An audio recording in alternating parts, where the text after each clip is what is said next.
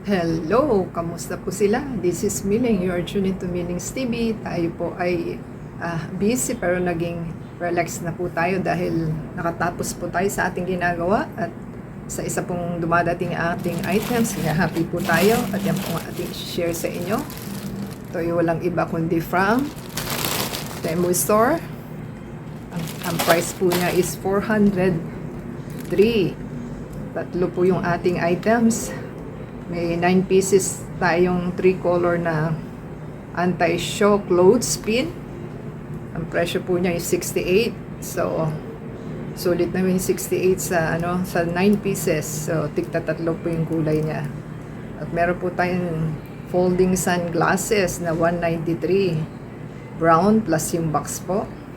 At meron po tayong pairs ng Farm Fox na rabbit fur na ating binili na 4 pieces po ito. So, 2 pairs daw po siya.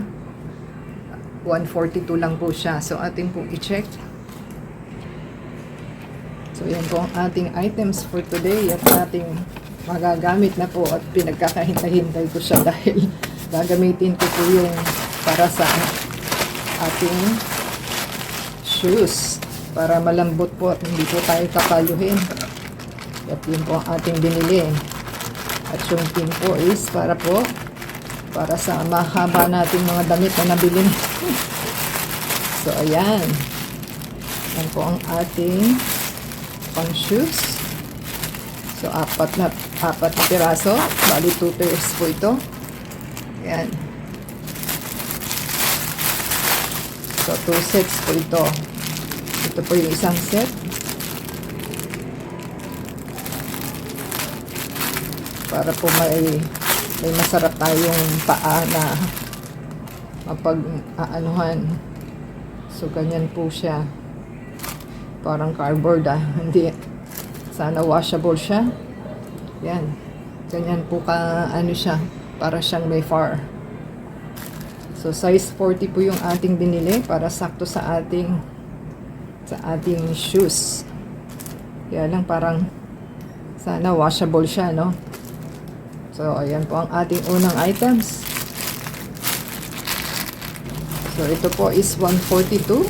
So, 70 pesos lang din po ang halos 72 pesos. So, check po natin yung ating next na magandang hala. Ayan. So, ito po yung ating pin.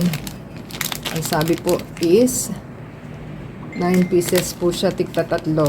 So, i-check po natin kung tama ba. At kailangan i-shampoo ito. So, 9 pieces dapat siya. Hindi natin mabuksan. Hindi natin makapa. Ayan. So, meron po tayong gold. Tigta tatlo daw po eh. So, tatlong blue. Tawag mo ba dyan? Blue. At meron po tayong gold. At meron tayong white. So, sakto naman po siya. So, may magagamit na po tayo. Ay, paano ba yun? Ayan, kailangan po matatanggal nyo po ito. Saka nyo po ipapasok sa inyong Ayan po yung kanyang tawag yun? Pang tusok. So, maganda pong ating item. At tayo po may magagamit na. Kaya lang sana hindi siya matanggal at hindi siya magkawala pagka ikinabit. So, yan po ang ating magandang item. So, happy po tayo sa ating second item. Tabi lang po natin. At tayo po may ibubukas po natin yung last. Maganda rin po yung ating nabili.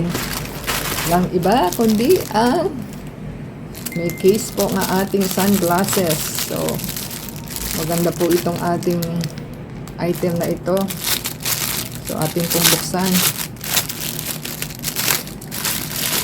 So, zipper po siya. Ayan, zipper po.